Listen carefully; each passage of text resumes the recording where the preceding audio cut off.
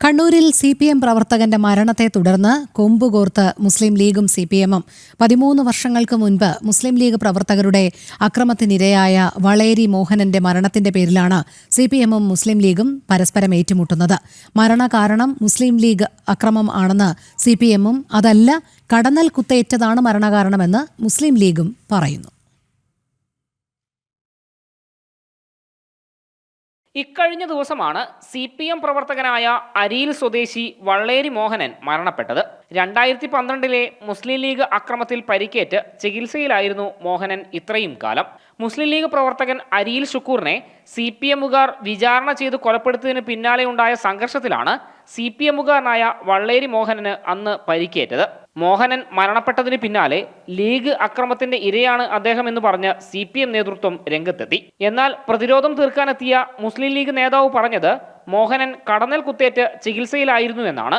അദ്ദേഹത്തിന് കുറച്ച് ദിവസങ്ങൾക്ക് മുമ്പ് കടന്നൽ കുത്തേറ്റിട്ടുണ്ടായിരുന്നു എന്ന് പറയപ്പെടുന്നുണ്ട്.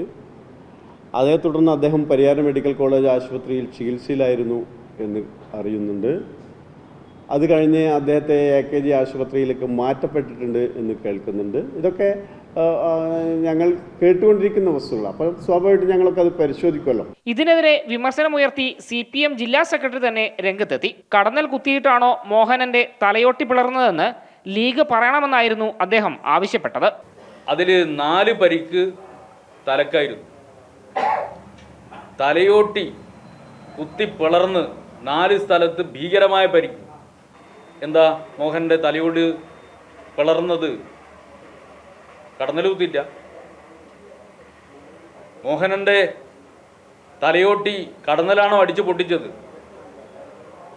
ഇങ്ങനെ അധിക്ഷേപിക്കാൻ വേണ്ടി പാടില്ല.